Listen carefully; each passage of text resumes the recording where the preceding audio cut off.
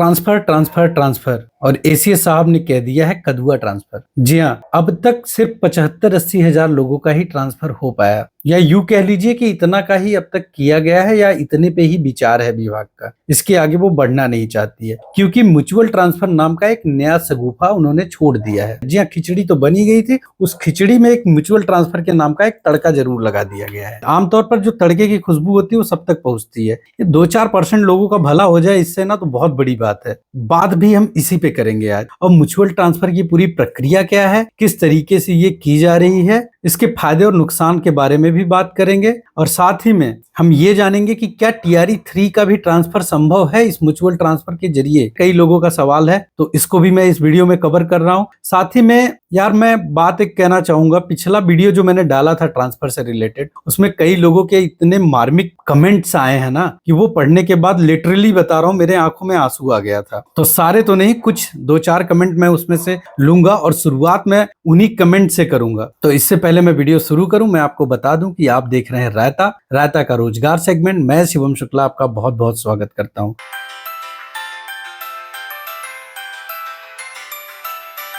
उम्मीद करता हूं ट्रांसफर के इस दौर में आप लोग ठीक ठाक ही होंगे और अपना एक म्यूचुअल साथी खोज रहे होंगे। तो चलिए, म्यूचुअल साथी पे तो हम बात करेंगे, लेकिन उससे पहले हम बात करते हैं आपके कमेंट्स की जो पिछली वीडियो में आए हैं। और हाँ, एक बात मैं और भी कहूंगा कि पिछले वीडियो में आपने बहुत सारा प्यार दिया है, उस प्यार के लिए आप लोगों का बहुत बहुत शुक्रिया। और कुछ लोगों ने कमेंट किया कि थैंक यू भैया, आपने मेरी आवाज उठाई। ये सारी चीजें, लगभग 160 वाट कमेंट हैं आप लोगों के। तो मैं एक बात कहना चाहूंगा कि मुझे ऐसा कुछ थैंक यू वगैरह आप लोगों से नहीं चाहिए। हाँ, ये जरूर है कि मैं चाहता हूं कि आप सबका भला हो जाए, चाहे आप बिहार से हैं, चाहे आप अदर स्टेट से बिलोंग करते हैं। और चुनाव का ये दौर चल रहा है, और चुनाव के इस दौर में यदि आप लोगों का फायदा हो रहा है तो मैं उस मुद्दे को उठाऊंगा, और जरूर उठाऊंगा। चाहे मेरे चैनल को ब्लॉक ही क्यों ना कर दिया जाए, मैं टैग भी करूंगा। मैं उनको टैग करूंगा जो इसके लिए जिम्मेदार हैं, और देखते हैं इस पे क्या होगा।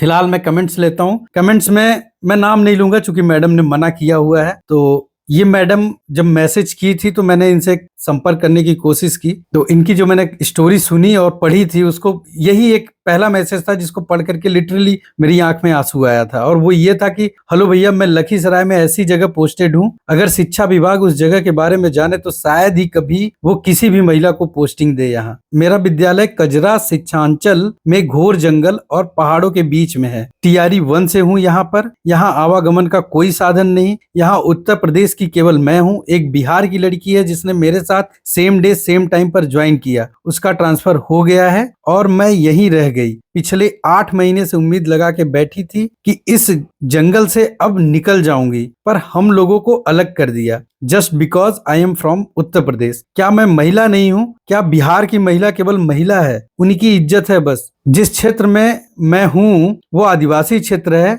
भैया। यहाँ केवल दारू बनती है और पी के सब विद्यालय में घुस जाते हैं। कैसे सुरक्षित हूँ मैं यहाँ? किसकी जिम्मेदारी है? महिलाओं की सुरक्षा की, या महिला की, या शिक्षा विभाग की? लोग कहेंगे नौकरी छोड़ दो। जो एस्पिरेंट होता है ना, वो एक होमगार्ड की नौकरी नहीं छोड़ता। बिल्कुल सही। मैं डीएम के पास भी जा चुकी हूँ, पर कोई रूल रेगुलेशन न होने के कारण वो भी बेबस हैं। बहुत रोना आता है, कोई सुनने वाला नहीं है। ये मैसेज जब मैंने पढ़ा था ना, तो मुझे लगा यार कोई मेरी बहन ही है जैसे। अब बहन तो आप सारी हैं, जितने भी हैं सब बहन भाई जैसे ही हैं। लेकिन ये पढ़ने के बाद लगा ना कि यार ये कुछ ज्यादा ही गलत हो गया इस महिला के साथ या लड़की के साथ, क्योंकि जिस तरीके का ये पूरा अपना मैटर लिख रही है, वैसे सिचुएशन में रह पाना बहुत मुश्किल है। और रही बात, आपने ये जो कह रहे हो ना कि शिक्षा विभाग उस जगह के बारे में जाने तो शायद ही किसी को पोस्टिंग पे वहां पे भेजे, किसी महिला को। तो मैडम, शिक्षा विभाग को सब पता है, उसके अपने स्कूल हैं। उसको नहीं पता होगा तो किसको पता होगा? तो आप इस गलत फहमी में मत जिए कि शिक्षा विभाग को कुछ नहीं पता है। शिक्षा विभाग को सब पता है, ठीक है। बस सरकार को अपनी और शिक्षा विभाग को अपनी आंखें खोलने की जरूरत है। वो जानबूझकर आंखें बंद करके बैठी पड़ी है।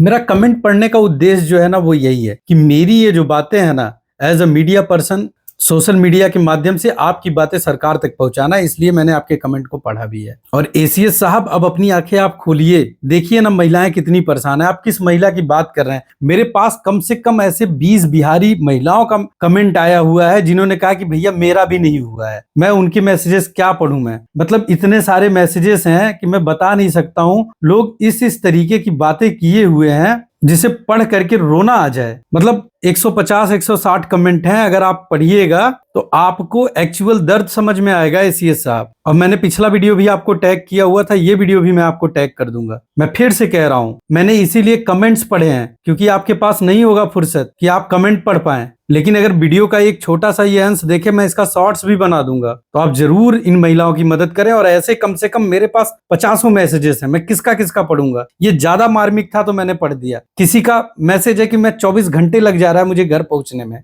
किसी का कमेंट है कि भैया मैं जिनके सहारे आती जाती थी उन्हीं का ट्रांसफर हो गया है, अब मैं किसके सहारे आऊंगी जाऊंगी, और घोर जंगल में है उनका स्कूल, कैसे आएंगी जाएंगी वो। समस्याएं जो है वो तमाम है, समझने की जरूरत है एसीएस साहब। आप, मैं आपके आंखें खोलने का बार बार प्रयास इसलिए कर रहा हूं ताकि आपको ये समझ में आए कि ये भी एक महिला की कैटेगरी में आती हैं, लेकिन आपने उन्हें महिला की कैटेगरी में नहीं समझा है, तभी तो आपने कह दिया कि महिलाओं का ट्रांसफर कर दिया गया है। और जो एक्चुअल में, अब एक मैडम मैसेज की है कि जिनका 20 किलोमीटर दूर था उनका ट्रांसफर कर दिया, मैं 400 किलोमीटर दूर थी मेरा ट्रांसफर नहीं किया गया है। वो बिहार की ही महिला है। एक कह रही है कि मेरा 19 मई को लिस्ट में मेरा जिला अलॉटेड है, सना आफरीन करके है मैडम, बिहार की ही है, लेकिन उस जिला अलॉटेड के बाद उनको स्कूल अलॉट नहीं किया गया है। क्या वो महिला कैटेगरी में नहीं आ रही हैं? आप कब समझिएगा इस बात को एसीएस साहब। एक कमेंट और आया है, लिख रही हैं वो कि भैया आपसे बहुत उम्मीद है, अब तक कोई नहीं मिला था साथ देने वाला, आप हम सबकी आवाज उठाए, यही निवेदन है आपसे। मैडम मैं तो आवाज उठा ही रहा हूं। मैं पहले वीडियो से,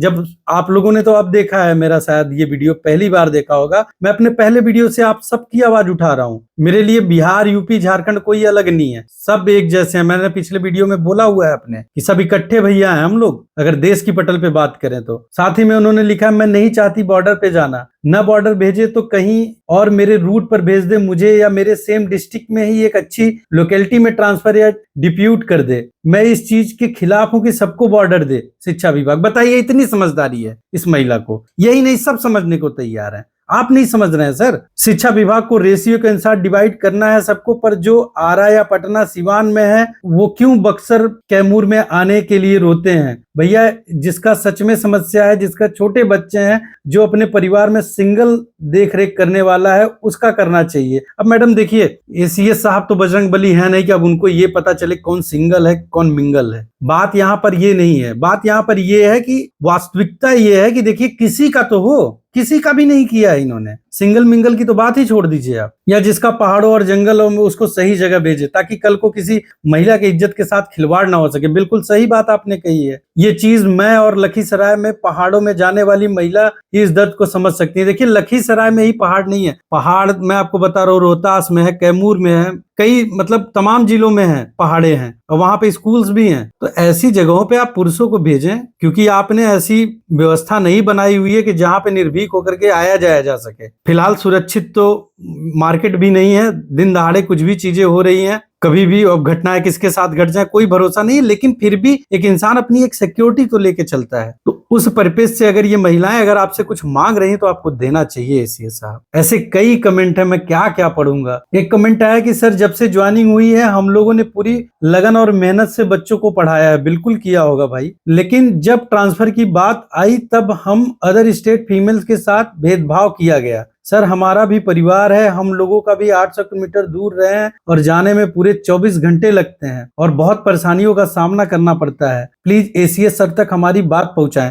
अच्छा, इसीलिए तो मैं एक कमेंट भी पढ़ रहा हूं ताकि एसीएस सर को लगे कि मैं कोई कहानी नहीं सुना रहा, ये आपके अपने शिक्षक हैं, आपके द्वारा चयनित की गई शिक्षक शिक्षिकाएं हैं जो अपना दुख दर्द बयां कर रहे हैं। एसीएस साहब आप कब सुनिएगा। मैं इसीलिए इस कमेंट को ले रहा हूं इस वीडियो में, और कोई रीजन नहीं है आपके कमेंट पढ़ने का। तो मैं तो पढ़ ही चुका हूं, लेकिन कमेंट पढ़ करके मैं एसीएस साहब को ही तो समझाना चाह रहा हूं, बताना चाह रहा हूं कि देखिए आप किन महिलाओं की बात करने की ट्रांसफर कर चुके हैं। महिलाएं अभी भी समस्या में हैं, हुआ ही नहीं है उनका ट्रांसफर, और आप कह रहे हैं कि ट्रांसफर हम कर चुके हैं। और खास करके अदर स्टेट महिला का, चलिए बिहार में मुट्ठी भर महिला ही बची होंगी, और वो क्यों बची हैं, वो भी पॉलिटिक्स का शिकार हुई हैं। और कैसे हुई है पॉलिटिक्स का शिकार, ये मैं आगे वाले कमेंट में आपको बताता हूँ। एक कमेंट एक भाई साहब ने किया है, अजय कुमार उनका नाम है। अजय कुमार जी क्या लिखते हैं, अजय कुमार जी लिखते हैं आपत्ति के मुख्य बिंदु, जिसमें उन्होंने पहला लिखा हुआ है कि हाल ही में जारी स्थानांतरण सूची से यह स्पष्ट होता है कि बिहार की महिला शिक्षिकाओं को प्राथमिकता दी गई है, जबकि बीपीएससी से चयनित अनेक महिला शिक्षिकाएं जो अन्य राज्यों की निवासी हैं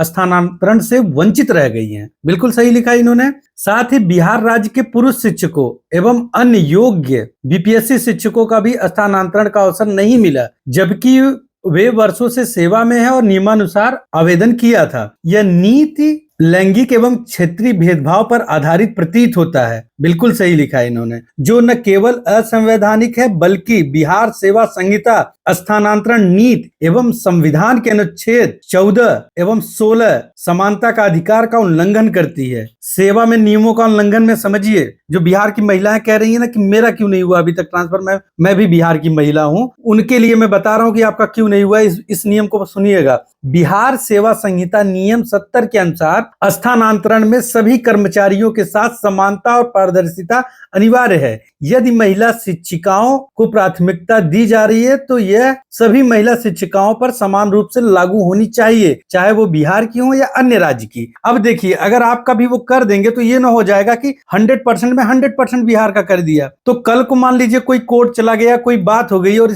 इन सब चीजों पे बात कर लिया, तो उनको क्या कहा जाएगा? उनको यही कहा जाएगा कि देखिए भैया, हमने तो इतनी महिलाएं हैं जिनका हमने नहीं किया है, तो आप अकेली थोड़ी हैं, आप अदर स्टेट का कैसे करेंगे? बिहार के भी लोगों का नहीं हुआ है। तो समझ गए आप बात। इन्होंने, अजय कुमार जी ने बहुत अच्छा। और मांगे क्या है अजय कुमार जी की? अन्य राज्य की बीपीएससी महिला शिक्षिकाओं और बिहार राज्य के पुरुष शिक्षकों एवं सभी बीपीएससी शिक्षकों को लंबित आवेदन की पुनर्समीक्षा की जाए। बहुत सही मांग है। भविष्य में स्थानांतरण नीति को पूरी तरह पारदर्शी, निष्पक्ष एवं नियम सम्मत बनाया जाए।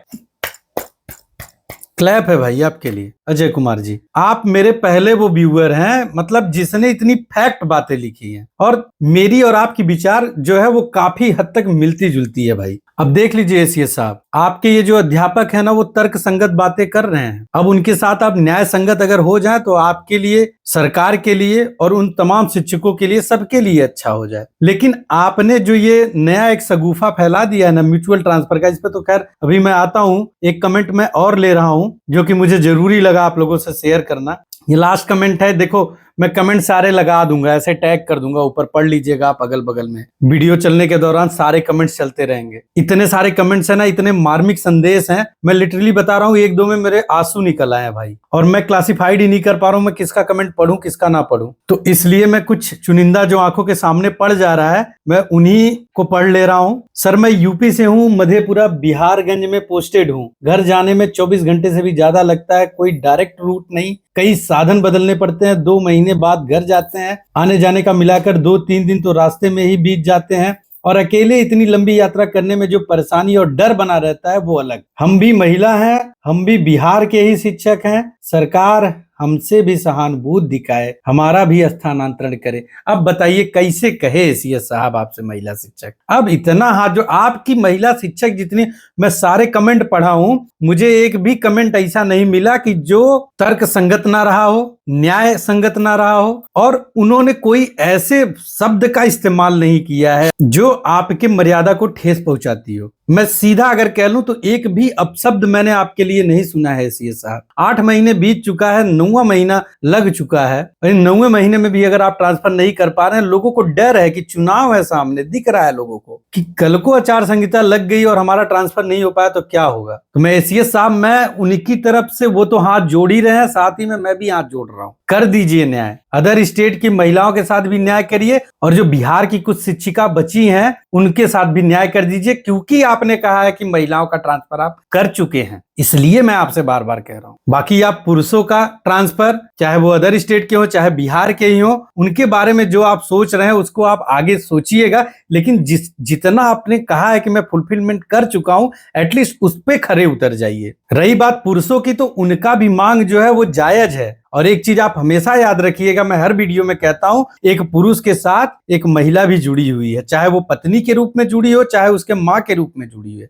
लेकिन जुड़ी है। तो अगर आप एक पुरुष के साथ भी अन्याय कर रहे हैं तो आप ये समझ लीजिए कि आप डायरेक्टली नहीं लेकिन इनडायरेक्टली आप एक महिला के साथ अन्याय कर रहे हैं जो आपकी कर्मचारी नहीं है, लेकिन उसका पति या तो उसका बेटा आपका कर्मचारी है और घरों से मीलों मील दूर है, तो उनके बारे में भी आपको सोचना होगा। लेकिन कम से कम पहले आप एक स्टेप तो पूरा करिए। जिस महिला की बात कर रहे हैं पहले आप महिला निपटा दीजिए। सारा नहीं हुआ है एसीएस साहब, आपके इन 75-80 हजार में सारी महिला नहीं है। आपने सेम जिला के पुरुष लिए हैं, सब कुछ लिए हैं, चलिए सब हम मान रहे हैं आपकी बात। ऐसा नहीं है कि आपने पुरुषों का नहीं किया, सेम जिला उला में किया है आपने दिव्यांग जन में किया है, आपने वो जो विधुर होता है, तलाकशुदा होता है, उन सब वालों में किया है। हम मानते हैं आपकी बात को, डेटा जो आ रही है उसमें समझ में आ रहा है सब कुछ। लेकिन पुरुषों के साथ आप थोड़ा सा न्याय संगत हो जाइए। पुरुष भी मीलों मील दूर हैं। लेकिन इन सब के पहले मेरी फिर से रिक्वेस्ट है कि पहले जब आपने कह दिया महिला पूरा कर दिए हैं, तो बिहार की बची हुई महिला और अदर स्टेट की पूरी महिला अंतर जिला की कर डालिए साहब प्लीज। और कमेंट देखते वक्त आप लोगों का बहुत सारा थैंक यू आया हुआ है। ये थैंक यू ज्ञापन आप मुझे तब दीजिएगा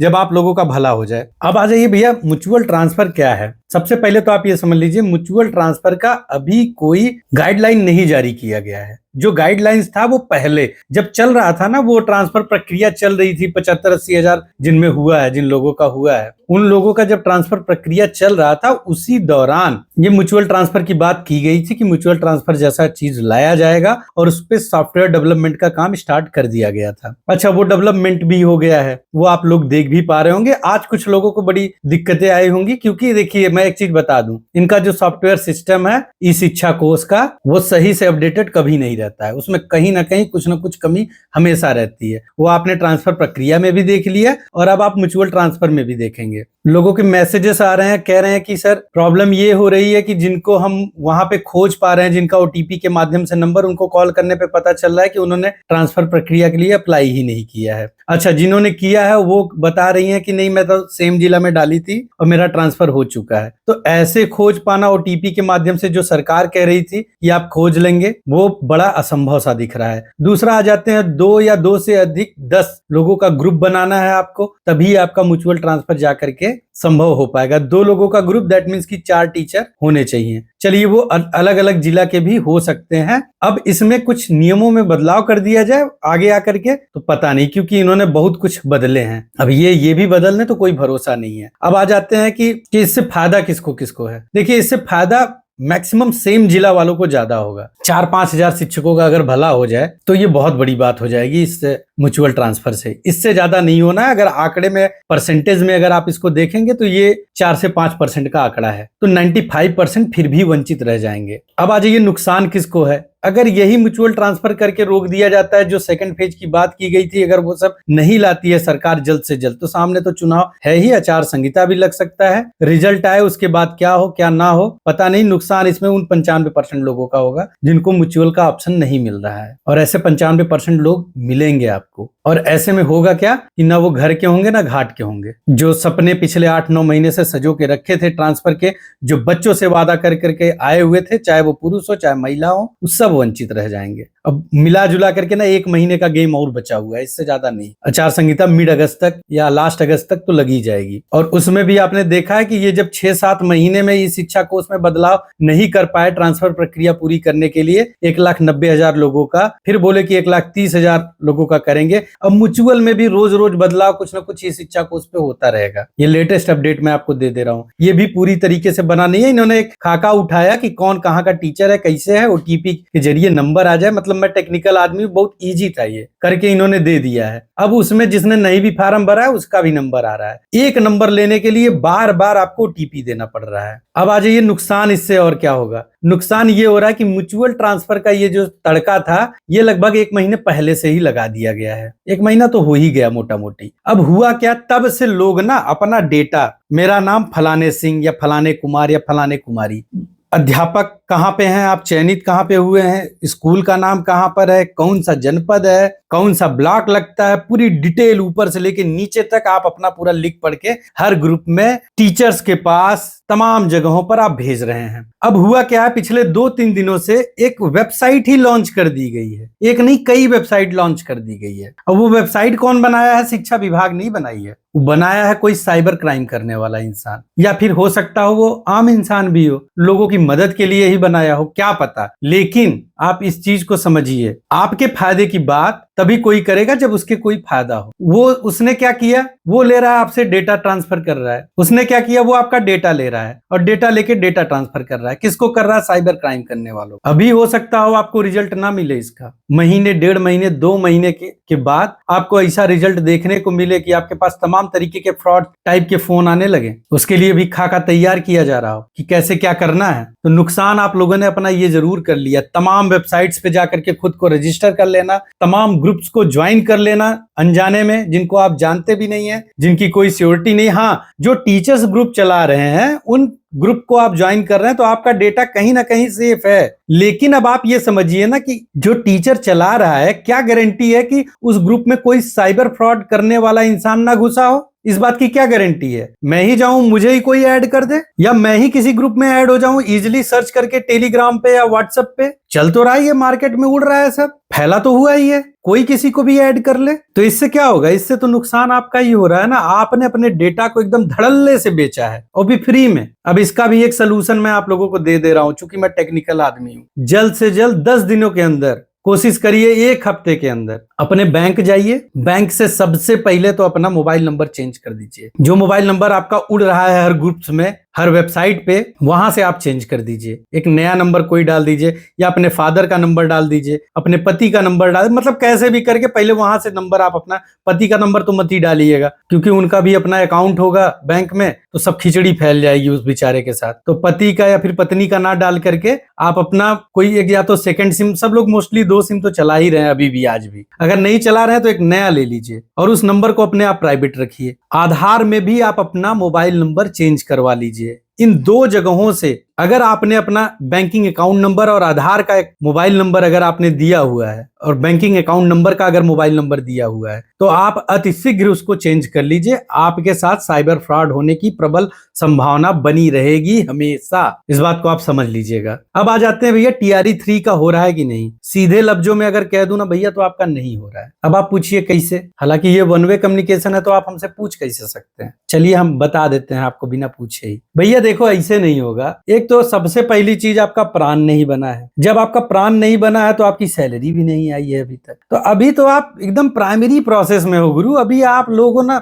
भूल जाइए, अभी TRE 1-2 हो ही नहीं पाया। जो नियोजित सुनियोजित है उनका हो ही नहीं है पाया। विशिष्ट बेचारे परेशान है, उन सबका हो ही नहीं पाया। आप अलग अपना एक लेके बैठ जाओगे। तो भैया अगर देखा जाए तो आपका कहीं से कोई चांस नहीं है। एक चांस बन सकता है। अब आप पूछेंगे क्या चांस? ये बन सकता है कि सरकार का कोई भरोसा नहीं। अब कोई गाइडलाइन जारी कर दे तो आप कहेंगे उरायता वाला बोला था नहीं होगा, देखो हो रहा है। कल को आप हम ही को लेने लगे। अब गाइडलाइन चेंज कर दे तो बात अपनी जगह पर है, लेकिन कॉमन सेंस की बात यह है कि आपका अभी न तो प्राण है, न तो सैलरी है, न तो कुछ है। अभी कुछ सही से हुआ नहीं। अभी आपका डॉक्यूमेंट वेरिफिकेशन, तमाम चीजें जो है ना प्रोसेस इंटरनली वो चलेंगी, फिर जाकर के आपको पहली सैलरी आएगी, तब जाकर के आपका कहीं ट्रांसफर वगैरह तमाम चीजें। भैया जब इनसे एक ट्रांसफर होने में 8 महीना 9 महीना लग गया, तो आपकी सैलरी देने में 1.5-2 महीना तो लगाएंगे ही, तब तक गेम ओवर। ठीक है, तो उम्मीद आप बिना मतलब की पाल के ना ही बैठे तो आपके लिए बेहतर होगा। ठीक है, बाकी जिनकी ड्यूटी BLO वगैरह में लगी हुई है, वो 26 जुलाई को उनकी ड्यूटी समाप्त हो जाएगी। यदि कोई कार्य उनके क्षेत्र के अधूरे रह जाते हैं तो 1-2 दिन उसको एक्सटेंड भी किया जा सकता है। तो आप अपने कार्यों को 26 जुलाई के पहले निपटा लें तो आप ही के लिए बेहतर होगा। और इन 26 जुलाई के दौरान अगर आप BLO कार्यरत हैं तो छुट्टियां भी मिलना बहुत मुश्किल होगा, चाहे वो SL ही क्यों ना हो। SL वो जो महिलाओं को मिलता है। तो खबरें यहीं तक थी और उम्मीद करता हूँ वीडियो पसंद आई होगी। अगर पसंद आई है तो जरूर शेयर करिएगा और अन्य तमाम खबरों में बने रहने के लिए देखते रहिए रायता। और चैनल को सब्सक्राइब नहीं किया तो सब्सक्राइब जरूर कर लीजिएगा। अपना बहुत सारा ख्याल रखिएगा। तब तक के लिए बाय बाय।